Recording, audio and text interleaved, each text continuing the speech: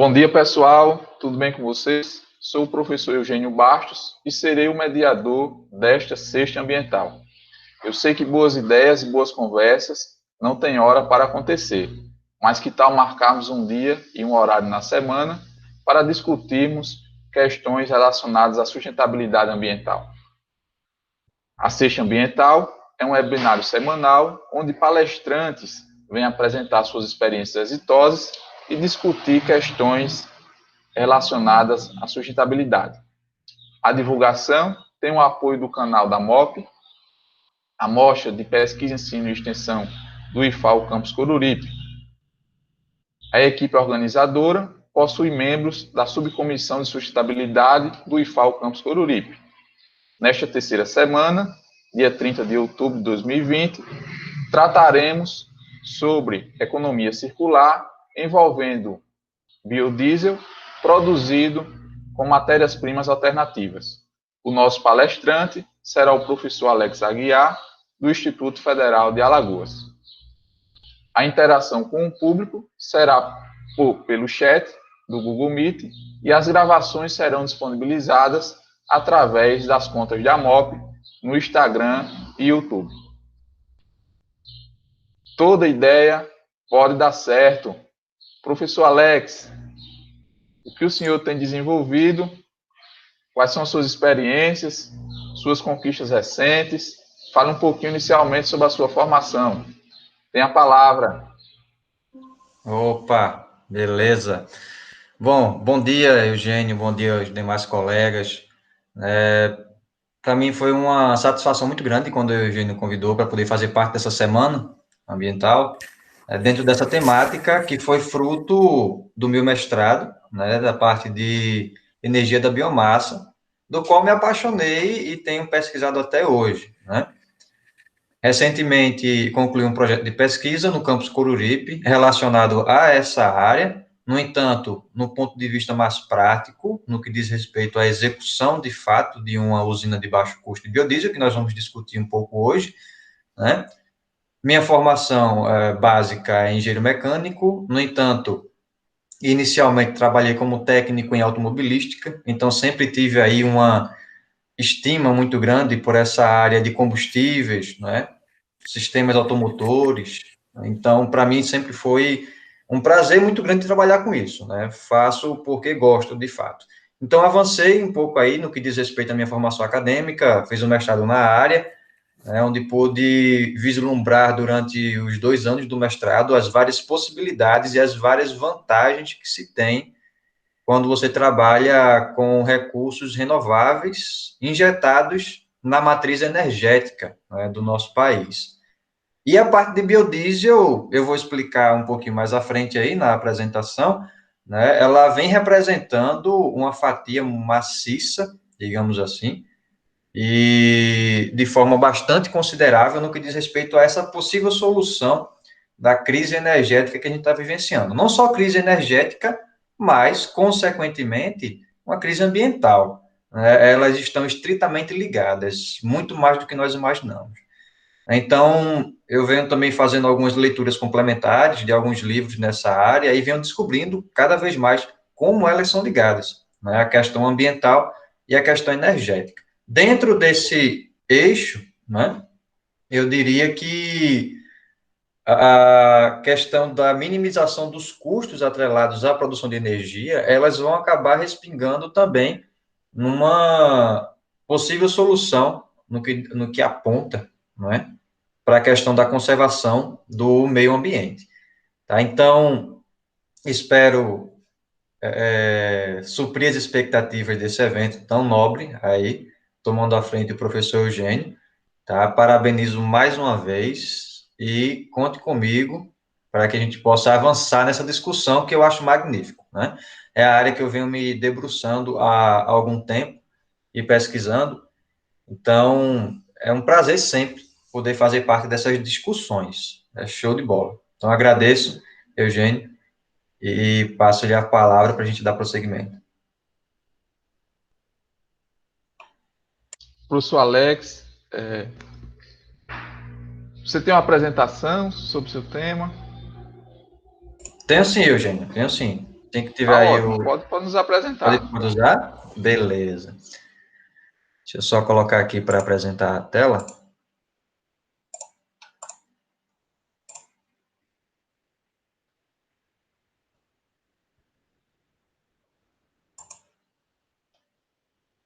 Vocês conseguem ver?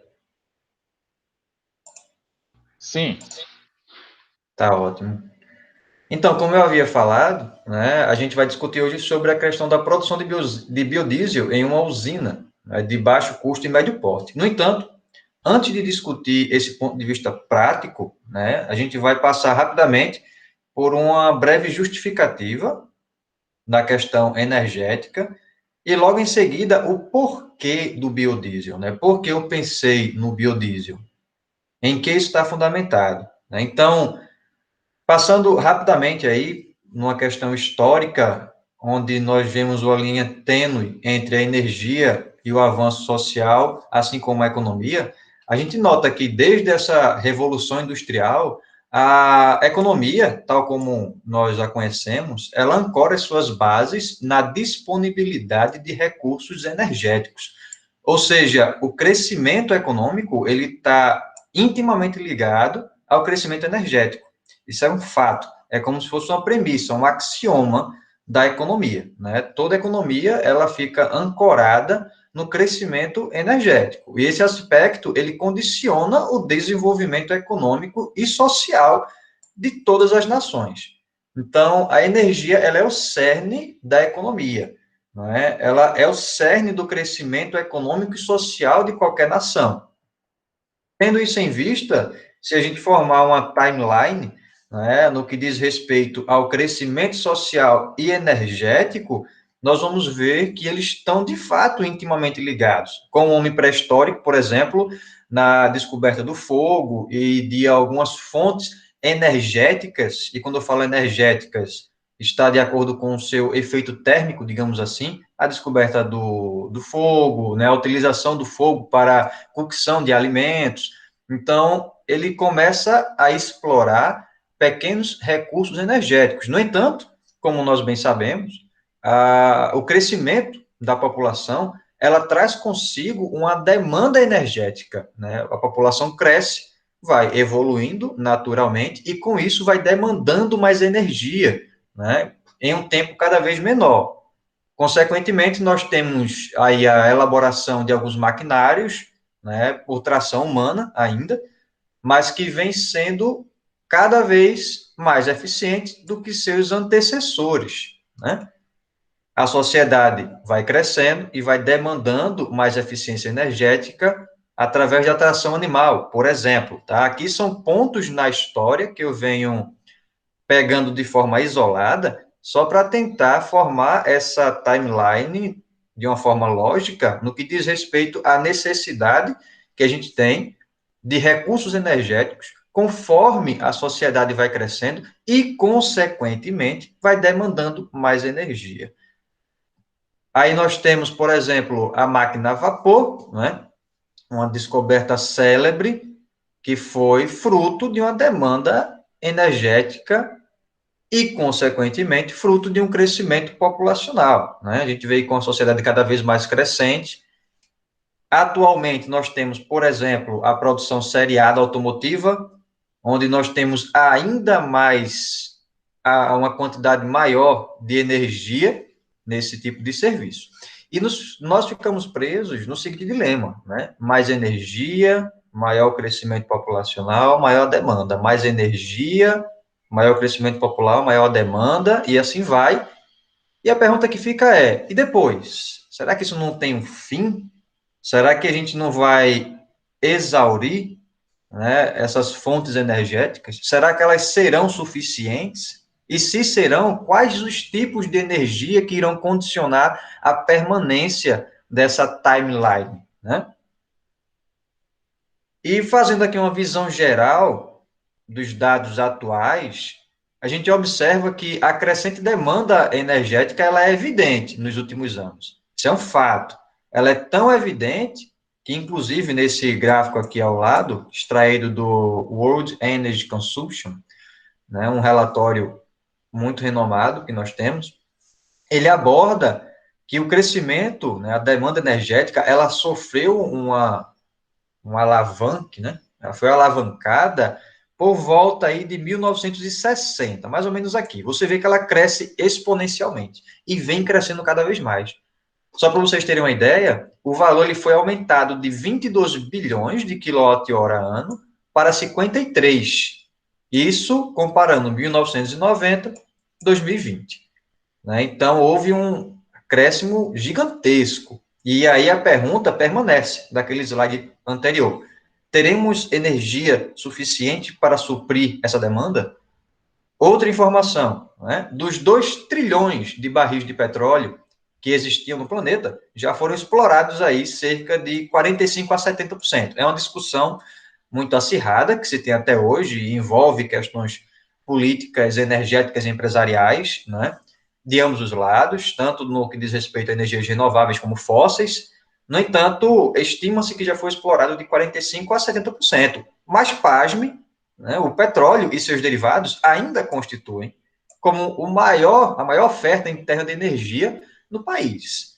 Quando nós vemos aqui essa curva, né, esse gráfico, também chamado gráfico de Hubert, ele aponta que para todos os países, aqueles que são OPEP ou não OPEP, exploradores de petróleo, né, o pico do petróleo nas suas reservas já foi atingido para todos eles. Ou seja, a tendência agora, como a gente fala, é só ladeira abaixo, né? Então, isso é preocupante, porque se a principal fonte energética da nossa sociedade atual ainda é o petróleo e seus derivados, e ele está em decadência, e como eu falei anteriormente, e mais aqui acima, a demanda energética vem aumentando, essa conta não fecha. Né? Então, isso é preocupante. Além do mais, o carbono ele é lançado atualmente na atmosfera pelo menos 10 vezes mais rápido pela maioria das estimativas, de forma que o meio ambiente ela vem sendo brutalmente atingido. Então, nós temos emissão de particulados, né, extremamente tóxicos, digamos assim, ao meio ambiente, e uma matriz energética, eu até diria que é obsoleta, né, porque nós temos uma demanda crescente em uma matriz que está aí atingindo o seu pico. E aí nós começamos a sentir a necessidade dessas outras fontes renováveis de energia. Se a gente for destrinchar a demanda, né, energética, aqui eu tenho o gráfico de Sankey, que a gente chama, da energia do Brasil, das fontes energéticas e seus caminhos, para o ano de 1973. Está um pouquinho pequeno aqui, espero que consigam ver. 1973. E aqui eu tenho 2018. Veja que o gráfico deu uma engordada bem bacana, né? Ou seja, é evidente, bastante evidente, que a sociedade tal qual vivenciamos demandou muito de energia, tá? E a principal demanda tem sido o petróleo, tá? Como está aqui. E dentre as fontes, né?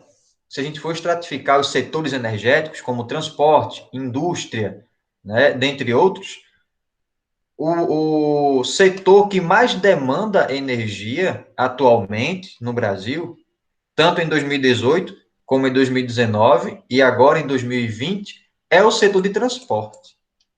Então, o setor de transporte, dentre os outros tantos que formam, né, o nosso leque energético, é aquele que mais vem sugando, é uma fatia extremamente considerável, é a maior fatia, diga-se de passagem, dos setores que demandam energia, né, principalmente as oriundas de petróleo.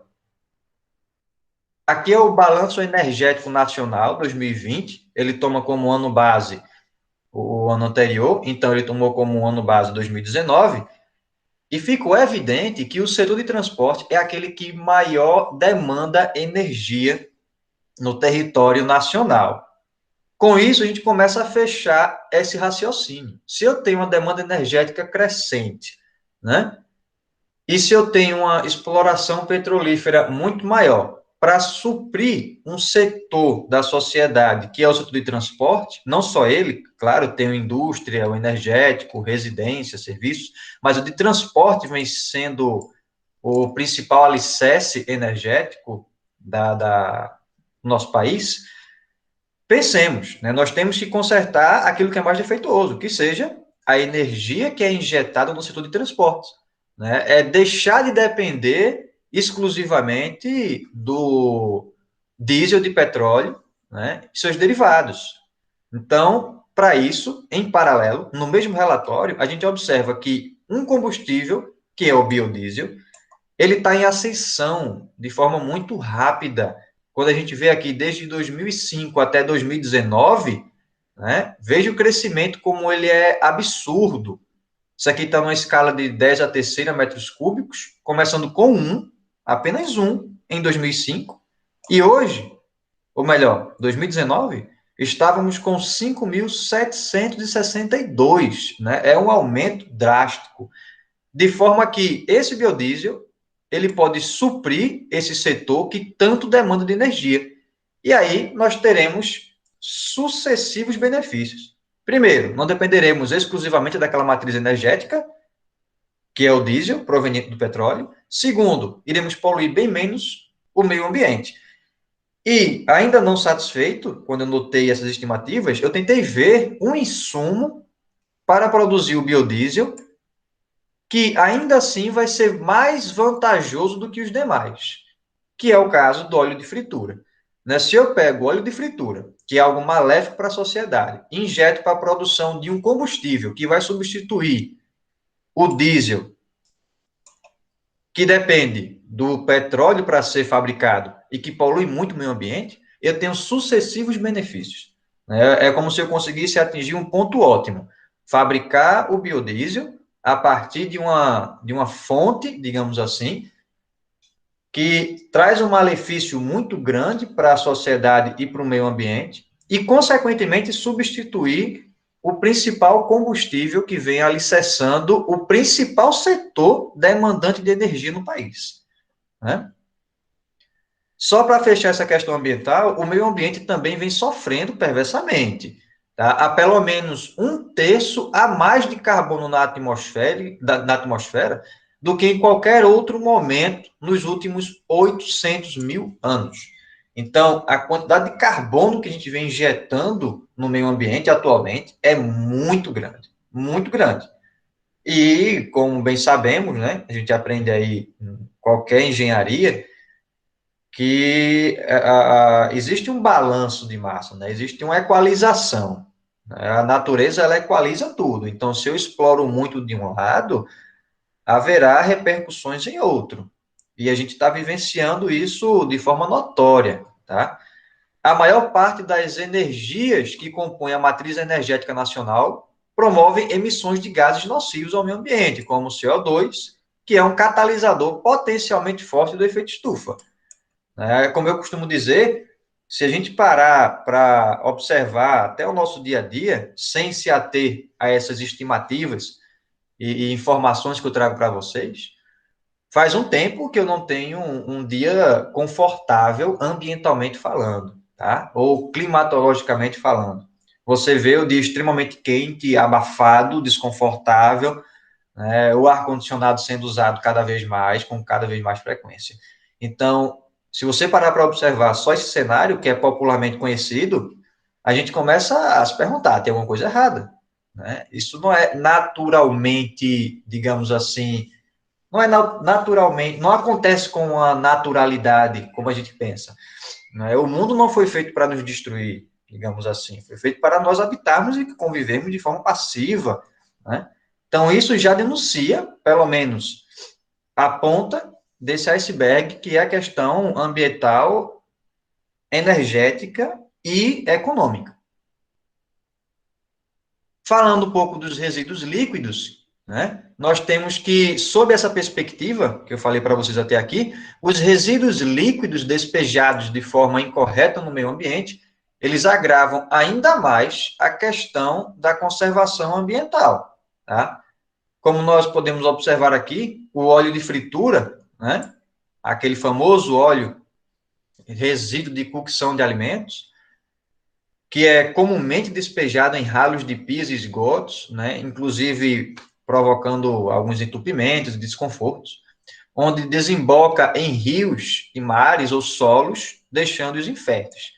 Então, se eu despejar, por exemplo, o óleo no solo, né? Inclusive eu vi isso numa apresentação de agroecologia, lá do SECA, da UFAL, né, ele fica infértil, nada cresce ali.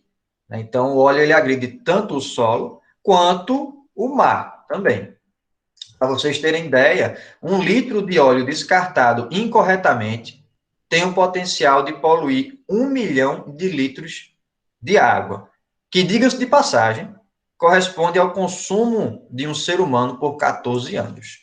1 litro, resumindo, danifica 14 anos da vida de uma pessoa no que diz respeito ao seu consumo de água, por litro de óleo.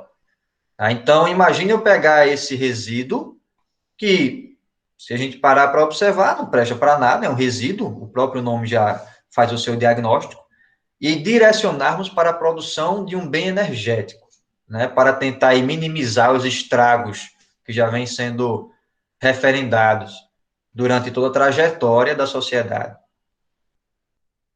Então, compilando as informações, só para a gente fechar aqui e adentrar um pouco mais, ser um pouco mais específico na questão dessa usina de biodiesel.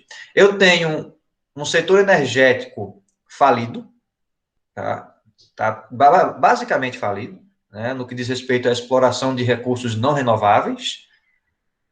Eu tenho uma poluição extremamente grande, como eu falei para vocês, maior do que nos 800 mil anos atrás. Se a gente pegar essa timeline reversa de 800 mil anos atrás, atualmente a gente vem injetando uma quantidade de gases nocivos ao meio ambiente e ao efeito estufa gigantesco, tá?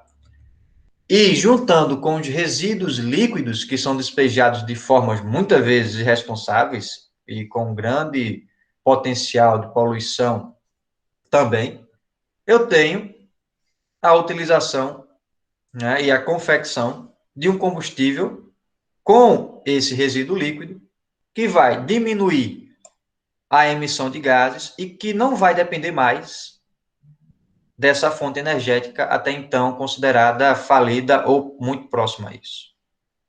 E quando eu falo falida, pessoal, só voltando rapidamente, saiu até uma informação das principais exploradoras aí de petróleo, como a ExxonMobil, Shell, entre outras, que, coincidentemente, a partir do ano que vem, ou até agora, no fim desse ano, elas, de forma mágica, passaram a investir, salvo engano, cerca de 40% dos seus ativos em energias renováveis, né? De forma que o pessoal se espantou. É basicamente abandonar o navio. Elas mesmas estão vendo que não vale a pena, tá? É gastar muito dinheiro para explorar algo limitado. Então, isso já denuncia o quão falido vem se tornando a forma tradicional, energeticamente falando, aqui da nossa sociedade, do nosso país e do mundo todo. Então, eu vou entrar aqui um pouco nesse projeto da usina. Foi pensando nisso que, nesse ano 2020 e no ano 2019, na verdade, no meio de 2019 até mais ou menos o meio desse ano, a gente lançou um projeto no campus Coruripe, um projeto de pesquisa e inovação, do projeto de uma usina de biodiesel de baixo custo e de médio porte. Aqui no estado de Alagoas, só para nível de conhecimento, não existe esse tipo de usina. Só existe de pequeno porte, que são usinas experimentais, utilizadas em laboratórios de universidades, né, mas no que diz respeito à sua produção, ao menos, em média escala, que é o caso da usina que eu vou apresentar para vocês, não existe. Aqui no estado não existe. Então, a gente montou esse protótipo, primeiramente, o projeto, como vocês podem ver, né? Os materiais que compõem a usina, eles foram especificados de forma tal a promover um baixo custo,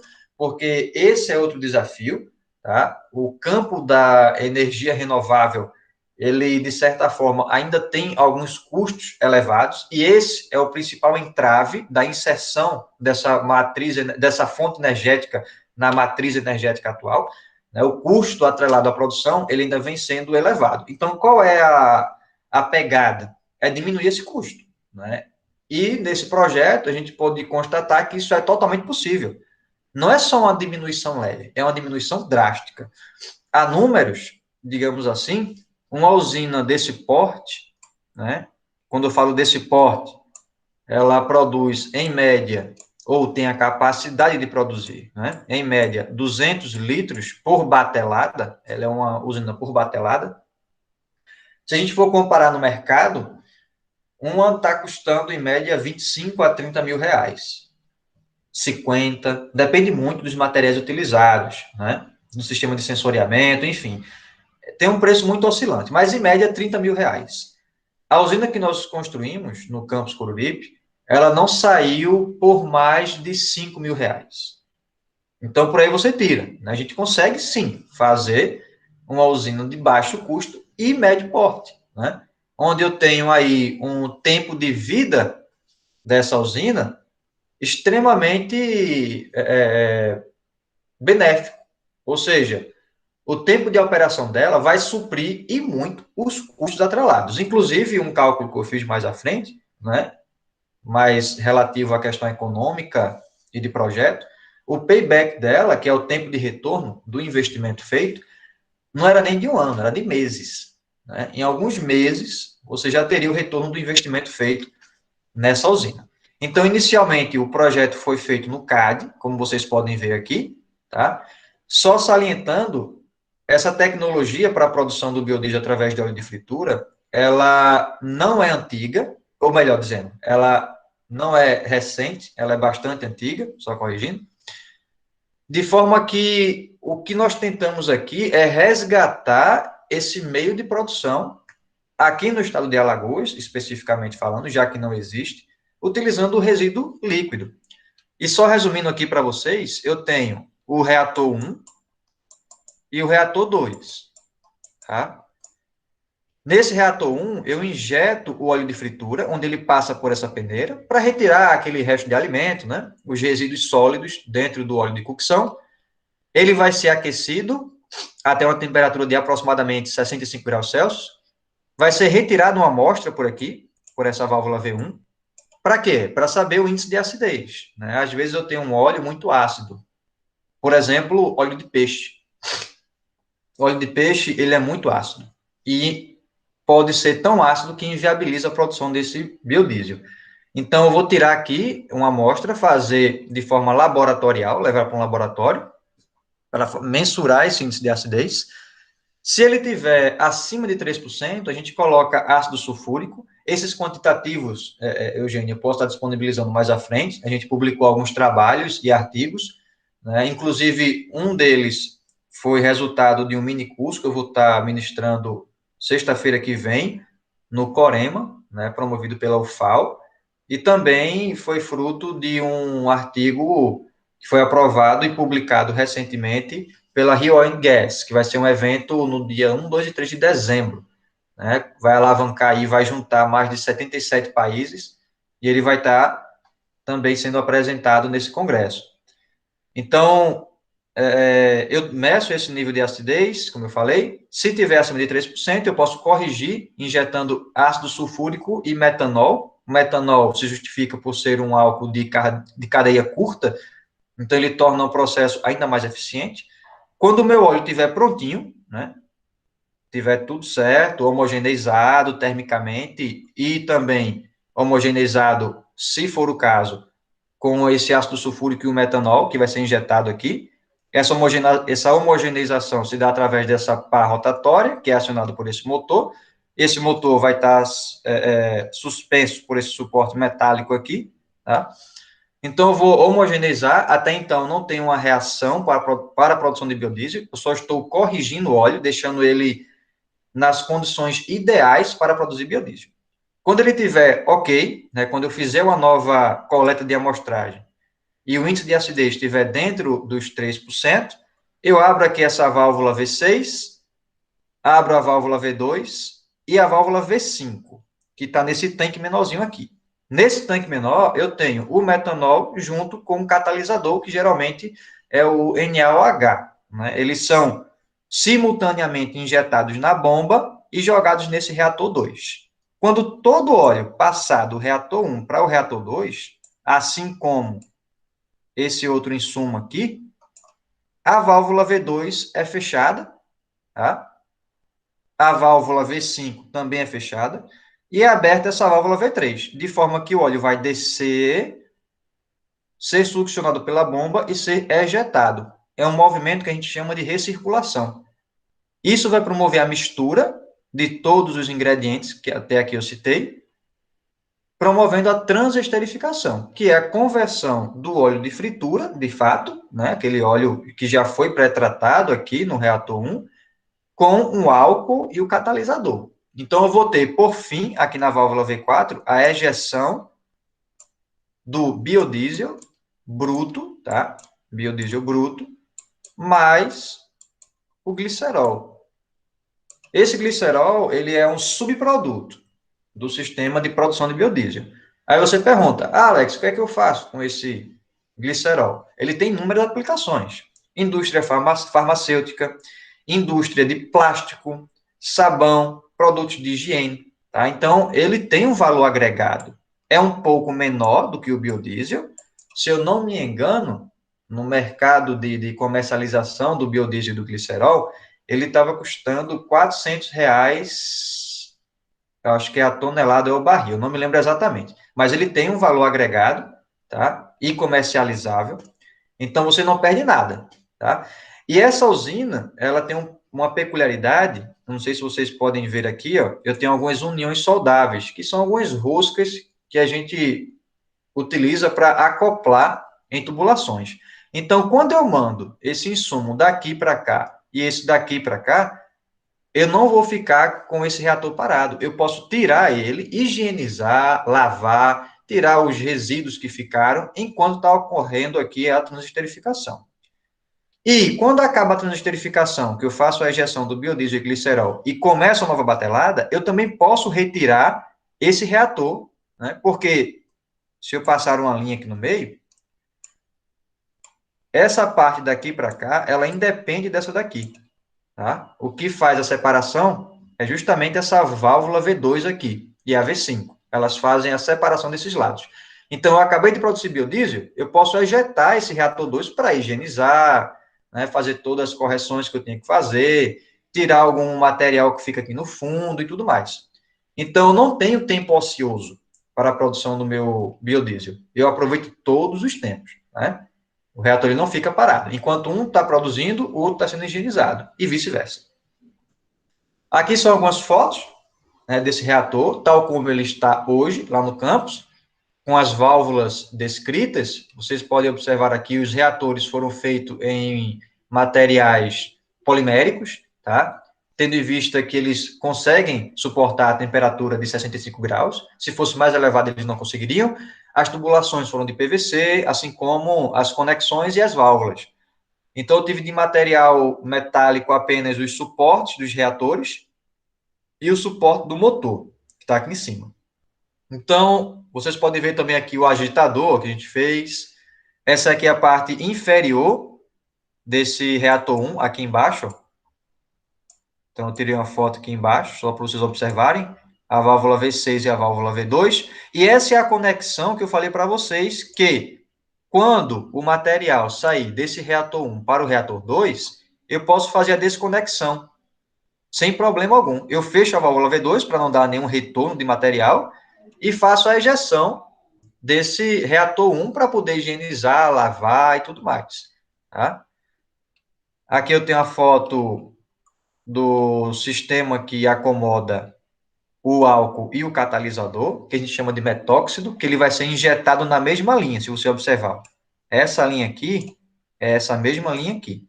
Então, ele vai ser injetado na mesma linha onde vai o óleo pré-tratado, vai ser injetado também o metanol, para que eles já possam iniciar a reação de transesterificação, que é a reação que vai originar o biodiesel. Tá? Como eu falei, esse biodiesel que vai ser gerado aqui é o biodiesel bruto.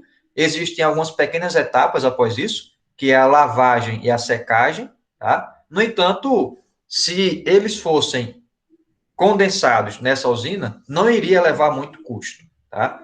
De forma que eu teria uma usina completa, um pouquinho mais cara, mas ficaria muito mais barata do que muitas usinas existentes. E saliento que aqui no estado, né, é a única usina de médio porte que a gente tem até então. Só temos usinas de pequeno porte, experimentais, laboratoriais, mas de médio porte nós ainda não temos. Os testes para a produção de biodiesel vão ser iniciados, tivemos aí a pandemia que acabou torando nossas pernas, digamos assim, mas conseguimos fazer teste com água, né, para poder observar se ele iria fluir de acordo com o projetado. Como a água ela tem uma densidade maior do que o do óleo, se não houve vazamento com a água, né, a gente testou tanto estanqueidade como sistemas de fluxo, com óleo, certamente nós não teríamos problemas. Mas esses testes, para provar mesmo a fabricação, serão executados em breve. Né? Faremos aí alguns ajustes nessa usina, né? Os ajustes nesses projetos são muito recorrentes mesmo. Então, a gente sempre vai revisando, inserindo um novo sistema, inserindo mais uma válvula, tirando a tubulação, para otimizar ainda mais. Né? Eu gosto muito dessa pegada de otimizar sistemas, tá? E barateá-los. E essa é a prova viva, né, de que a gente conseguiu fazer esse reator e vai operá-lo muito em breve. Tá? Aqui é mais uma foto só dela. No caso aqui é da parte de transesterificação. E essa foi aí breve a breve apresentação que eu tive para dar para vocês. Eu espero ter sido claro, tá, nessas abordagens. Deixa eu só parar aqui. Eu espero ter sido claro nessas abordagens, professores, de forma que esse trilhar, né, todo esse passo a passo, desde a questão histórica, ela é fundamentalmente importante. Ela é fundamentalmente importante para a gente entender o porquê de fazer um sistema tão complexo. É justamente, resumindo, tornar a vivência do ser humano mais confortável. Resumindo a isso. Né? A gente tem um sistema de energia no país muito prejudicial, mas muito mesmo. Né? Se a gente for abordar aí os anuários estatísticos de algumas empresas de energia, elas próprias já começaram a diagnosticar isso. Eu estava até lendo ontem um livro sobre essa transição energética, e é impressionante que esses dados e esses alarmes que foram feitos não são de hoje, de muito tempo. Mas, como eu falei inicialmente, tem toda uma questão empresarial, toda uma questão política, enfim, é complicado, é complicado. Mas, aos poucos, a gente vai mostrando que é totalmente viável, barato, isso é muito importante, né? Porque, do ponto de vista empresarial, ele só quer saber quanto entra, quanto sai, né? Inclusive, na minha dissertação do mestrado, eu provei também economicamente, com indicadores como payback, taxa interna de retorno, análise de sensibilidade, que pouquíssimos trabalhos fizeram isso, onde eu avaliei se cada insumo aumentar o preço, o quão sensível isso vai prejudicar o meu investimento, dentre outros fatores que foram levantados. E todos eles, todos, sem exceção, apontaram para a total viabilidade da execução do projeto. Então, professor Gênio, muito obrigado e deixo com o senhor a palavra. Alex, é muito bom falar sobre o que a gente sabe, o que a gente estudou. Excelente, né? Desenvolve muito bem, você explicou. Eu tenho uma pergunta, mas não vou fazê-la, porque você esticar bastante também. Então, eu vou oportunizar os participantes aqui. Acho que o Zé Roberto está inscrito. Fica à vontade. Bom dia a todos. Parabéns, Alex, mais uma vez, por uma brilhante apresentação, principalmente nesse tema. É evidente que, com a nossa convivência no campus, acho que desde 2015, acredito, eu tenho acompanhado o seu trabalho, né? O professor Eugênio também é outro pesquisador importante, né? E lembrando que o sucesso de vocês é o sucesso do campus. Então, eu tenho que torcer muito por vocês, né? Eu estou falando aqui como colega professor, não estou falando como gestor, né? E a gente fica muito feliz em ver um colega pesquisando, que essa é uma das finalidades da nossa, né, existência dentro do Instituto Federal, né, promover estudos que tragam para a sociedade benefícios, né? Então, aproximar muito mais. As universidades ela tem um outro viés, assim, mais estudos mais demorados, e o nosso tem que ser mais imediato, né? A gente atender às demandas mais urgentes do mercado. Você, nesse tema, Alex, que eu vi aí, eu tenho também acompanhado de longe, mas de vez em quando eu dou uma lida. E um dos problemas do biodiesel, que para o Brasil ele não traz muito, principalmente para a região Nordeste, que é a questão do clima, né? Porque o biodiesel, em baixas temperaturas, eles tendem a cristalizar, né? E aí pode acarretar alguns problemas nos motores, né? Nos bicos injetores e tal. Então, qual seria a melhor solução? É evidente que eu já tenho mais ou menos a ideia, porque eu já convivo com você, mas só para você explanar. Certo. Seria a colocação de aditivos nesse biodiesel para evitar essa cristalização, ou, vamos dizer assim, esse aditivo, ou criar modificações nos motores para minimizar esse problema de cristalização e entupimento, possivelmente. Uhum. Não, Zé Roberto, é uma colocação muito interessante, muito interessante. E respondendo, por incrível que pareça, os dois, né? A gente tem hoje uma indústria automotiva, né, muito, digamos assim, eu não vou dizer negligente, mas um tanto que acomodada, né, com os tipos de combustíveis que nós temos hoje. Então, se você investisse nessa área de pesquisa e inovação de motores para serem operados com esses tipos de combustíveis, nós teríamos uma performance muito boa. Não é à toa que o primeiro motor diesel, né, que foi inventado por Rudolf Diesel, ele operou numa feira de exposição na França, a pedido do governo francês, com óleo de amendoim. Então, não foi diesel que estava no motor diesel, foi biodiesel. Né? O primeiro funcionamento dele não foi com diesel. Então, era comum. Isso se perdeu, foi esvaindo, né? Através do alavancamento da indústria petroleira. Né? Então, o petróleo ele teve um valor agregado muito alto no mercado, de forma que ele foi ocultando um pouco, né, essa questão dos biocombustíveis, nesse caso, o biodiesel. Mas também pode-se pesquisar a questão de aditivos. Né? Isso é muito comum. Por exemplo, hoje nós temos uma gasolina que ficou um pouco mais cara, em detrimento de aditivos e de sistemas de refinamento que foram feitos nela. Né? Até a Petrobras lançou uma nota, eu acho que foi a partir desse mês, não me recordo, foi no mês passado. A gasolina ela ficou um pouco mais cara, devido à qualidade agregada a esse combustível. Então, da mesma forma, poderia ser feito com os biocombustíveis. E aí eu não falo só do biodiesel, falo também do álcool. Né? O álcool ele tem alguns malefícios. Ele também é um biocombustível, né, oriundo da cana-de-açúcar, um ponto muito forte aqui do estado de Alagoas, mas ela também acarreta alguns malefícios aos motores. Né? Eles são flex, só que a gente sabe que operando com o álcool, ele traz mais alguns malefícios, né, ao motor. A gente costuma até dizer que é para usar cada 3 tanques de gasolina um tanque de álcool, né, para ele não perder aquela sensibilidade do álcool. Então, a gente vê que os combustíveis fósseis, eles vêm sendo prioridade. A palavra é essa. Eles vêm sendo prioridade.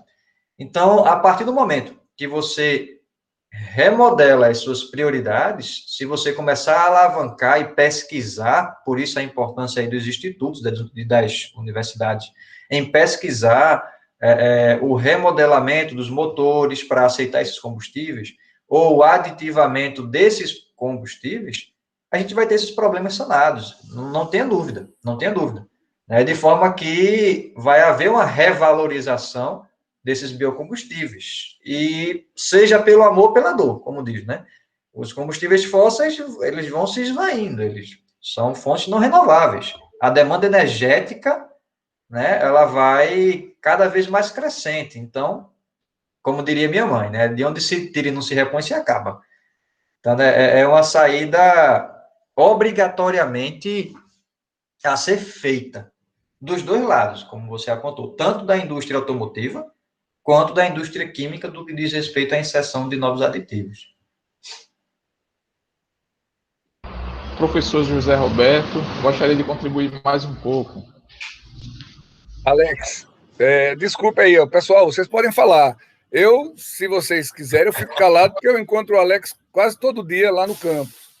Mas são outras demandas e tal. E esse tema exclusivo, a gente está focando nele, eu acho bem importante, Alex. E não só para você, mas para Eugênio, para a professora Maria, que está aqui presente, a Maria Lilian, que eu não conheço, mas depois, sei lá, ela vai aparecer aqui e a gente vai ver. E os demais, professora Elane, que trabalha com o meio ambiente. A minha preocupação é muito grande com o meio ambiente. Assim, eu já vivi um bocado de anos, poucos, né? Não foi um bocado, eu falo no bom sentido, mas há alguns anos quero viver pelo menos o dobro do que eu vivi até agora. Está dentro da minha meta. Mas eu preciso deixar um mundo um pouquinho melhor. E quando a gente fala nisso do biodiesel, lógico que ele, como você falou, ele também traz algum resíduo, é evidente, mas muito menos do que os combustíveis fósseis, né? A gente sabe que o óxido de nitrogênio, por exemplo, São Paulo, a qualidade do ar de São Paulo, ela é muito comprometida em função dessa emissão, né, do óxido de nitrogênio.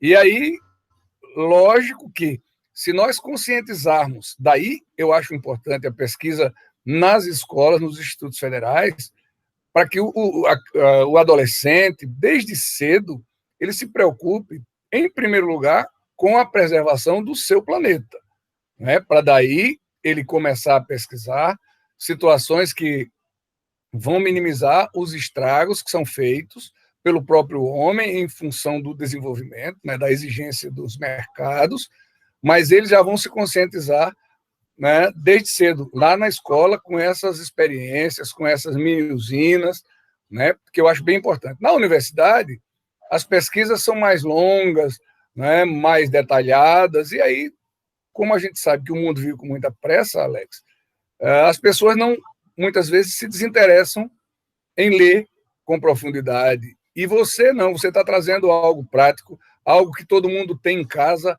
um resíduo de óleo, e ele sabe que você foi muito feliz quando você falou da contaminação dos oceanos. Então, a gente precisa, essa pesquisa na escola, é isso que faz com que a educação em países tidos como excelência, com excelência em educação, eles começam a trabalhar com projetos, com pesquisas mais simples, mas que tragam uma bagagem para o futuro desse aluno, pensando na preservação. Essa sua ideia é bem importante, né? A gente sabe que a dedicação sua e dos outros. E agora, no campus, a gente está tendo uma condição um pouco melhor, porque os laboratórios estão sendo, né, melhorados, estão chegando equipamentos que possibilitam essas pesquisas. Então, eu queria só ressaltar a importância da pesquisa no ensino médio, até no ensino fundamental. Aquelas aulazinhas de ciência lá, que se fazia aquela experiênciazinha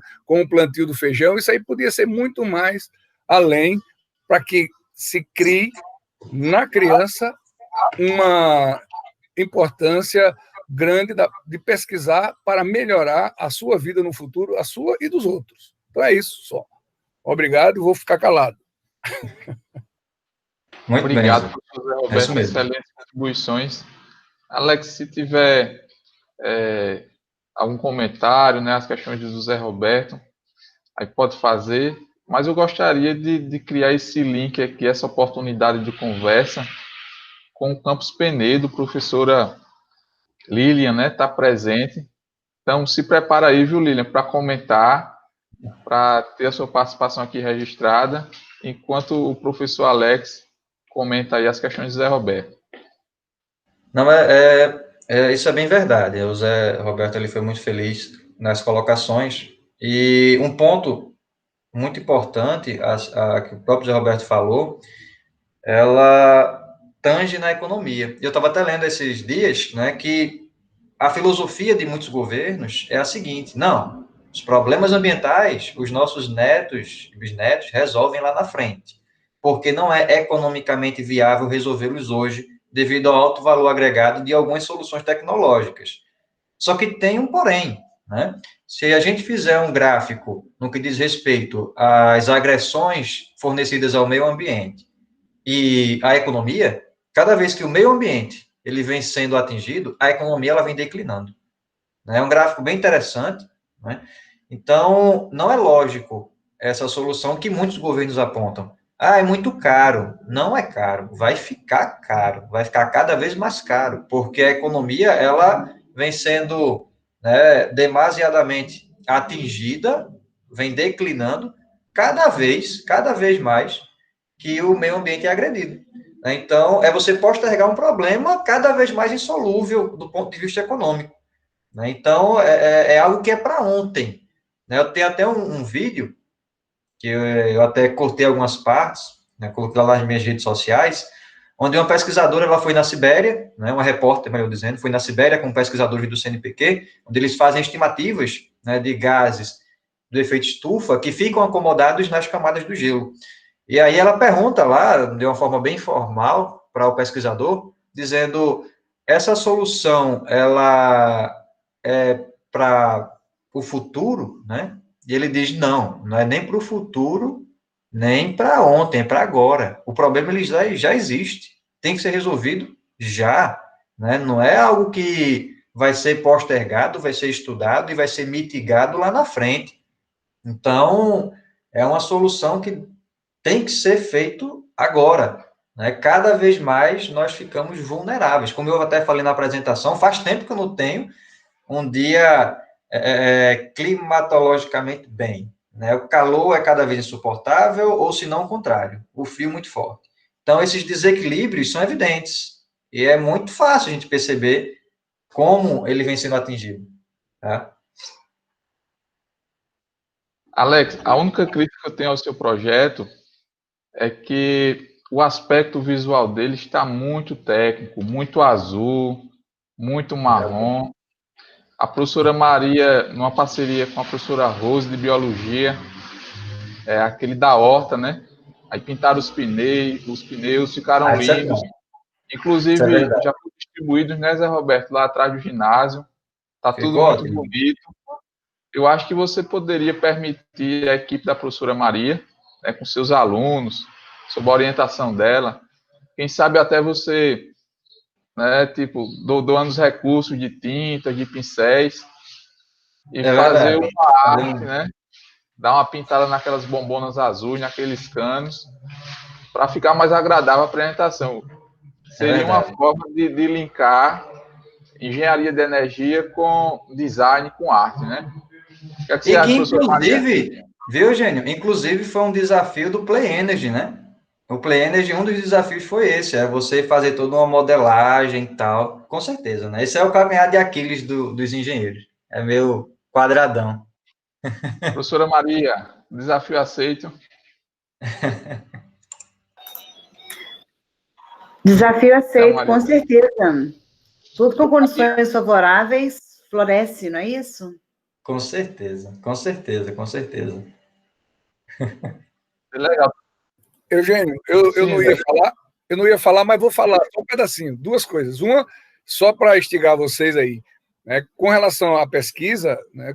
Quando a gente fala dessas pesquisas, principalmente com relação à sustentabilidade, eu tenho quase certeza, logicamente que eu não tenho dados para isso, não fiz, mas pelo nível de conscientização das nossas crianças, com certeza, se elas aprenderem tipos como esse, diminuiria o consumismo e a busca por equipamentos, por excelência em resolução, porque vão causar, com certeza, mais prejuízos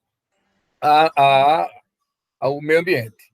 Né? Eu acho que essas experiências na escola, lá no ensino fundamental, vai despertando esse interesse para não agredir o meio ambiente. E, consequentemente, o consumismo exacerbado diminuiria. E só para a professora Maria, ela está em Minas, mas lá naquela quadra, perto do hospital, perto da UPA, fizeram um ginásio, fizeram cobertura e tal. E nos fundos da quadra, que fica para o lado da pista, Maria, desenharam uma asa parecida com aquela sua, daquele seu projeto no Consciências, e as pessoas estão tirando foto lá. Como você fez? Então, elas seguiram mais ou menos a sua ideia. Ficou bacana. O desenho não ficou legal como o seu, porque foi branco. A pintura das asazinhas são branca e botaram uma auréolazinha. Então, a pessoa se coloca lá e fotografa. Então, a sua ideia já está colhendo frutos para que as pessoas consigam sonhar onde querem estar dentro de algum tempo ou até mesmo no tempo real. Muito bem, Maria. Legal, legal, bacana, bacana. E agora eu aproveito para pedir um help para os engenheiros, porque aquela asa, eu produzi 2 pares, né? Então, um está lá no campus ainda, sem ser aquele que está exposto, porque o outro, até no princípio do ano, eu comecei a conversar com o professor Wesley, e mais o professor Gustavo, lança agora um desafio, porque a outra eu quero fazer ela portátil. Eu fiz não com mentalidade de engenheira, mas assim, eu busquei, fiz um desenho, apresentei para eles, gente, se vira, eu quero que isso funcione.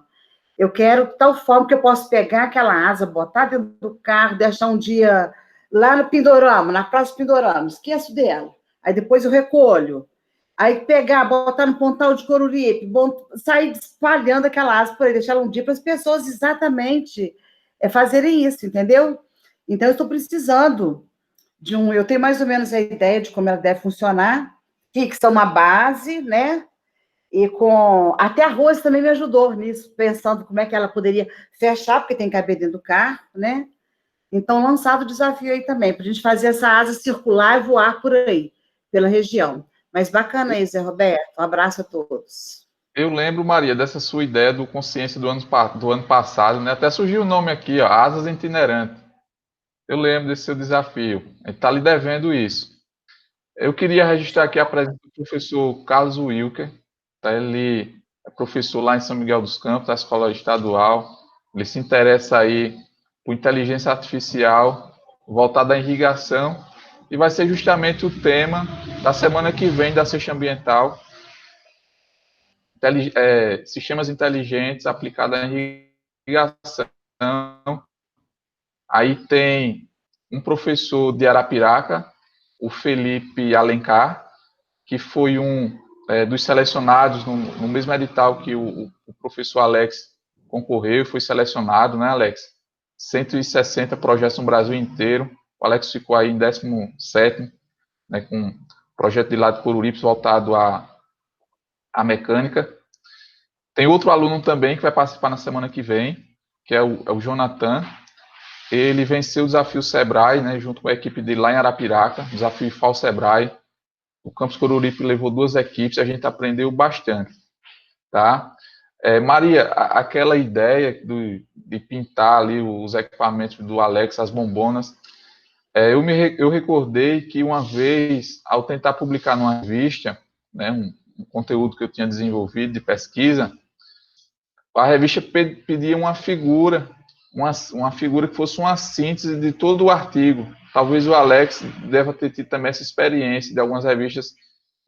Produz uma figura que represente seu estudo, um esquema.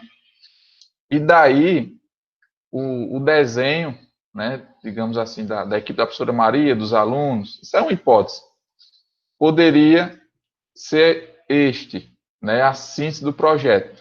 E qual o ganho? Qual o ganho? Que os alunos iriam desenvolver a arte, mas para isso precisariam entender o projeto do Alex. Para, inclusive, né, ter a ideia de como seria essa proposta. Então, é uma forma de integração. O aluno se interessa pelas artes, mas para aplicá-la, né, a um cliente, que no caso seria o Alex, digamos assim, ele precisa entender o projeto do Alex e assim ele aprende de uma forma holística. Certo?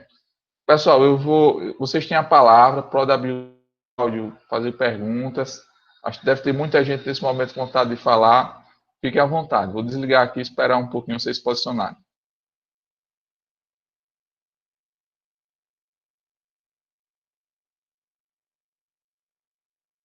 Ninguém? Alex, Maria, Carlos Wilker?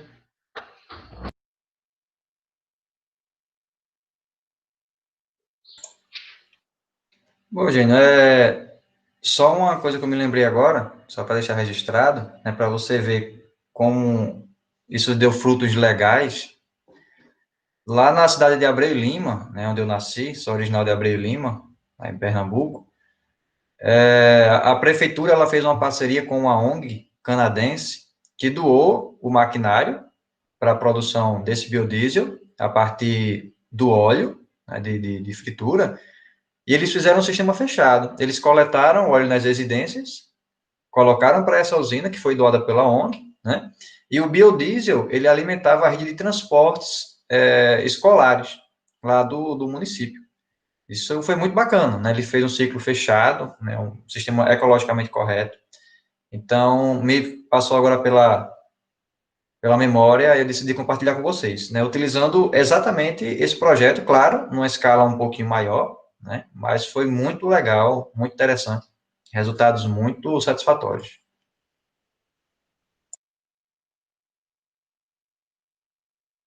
Excelente, excelente. Inclusive, o professor Casuílio, um irmão que é matemático, né, Carlos, e trabalha em usinas. De repente, poderia ser um convidado de alguma cesta ambiental para, de repente, trazer essa temática, né, de aproveitamento de energia, né, a economia circular que se fala hoje em dia, que é justamente você aproveitar todos os potenciais em determinada área para ter um ganho de produção, né? Professor Carlos Wilker, está por aí?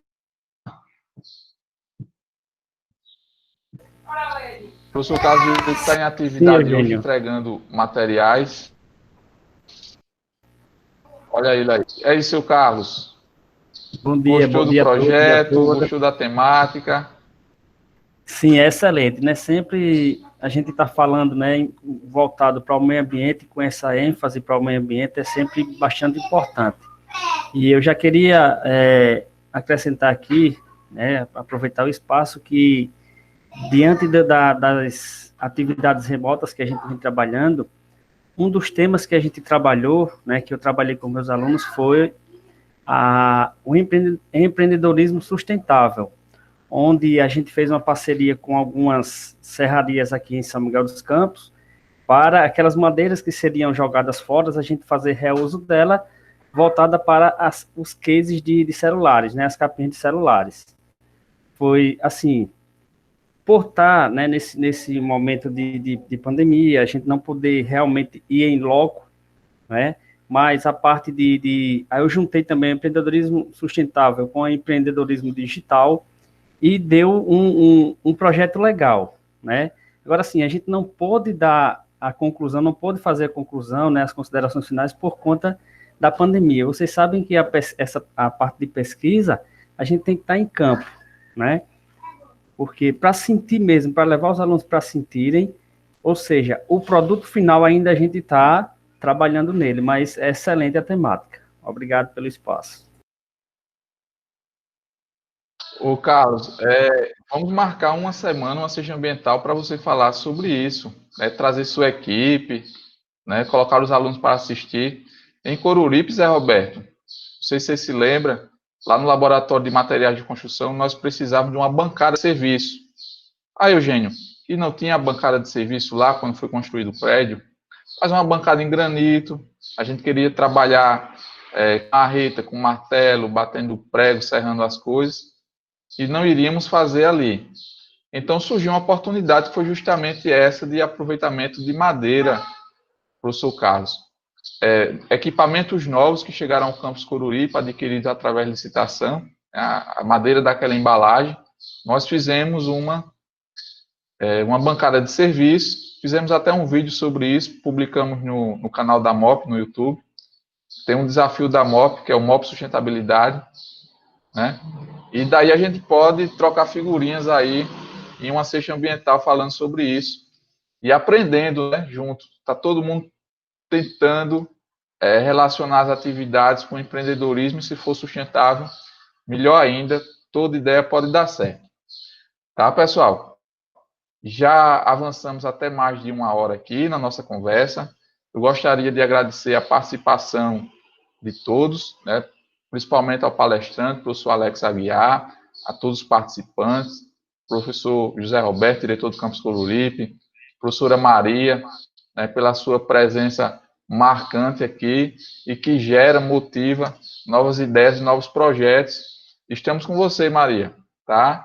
Como falou o professor Carlos Wilker, esse distanciamento criou algumas limitações, mas como voltarmos ao presencial, certamente executaremos todas as ideias juntos, né? Porque ninguém faz nada sozinho.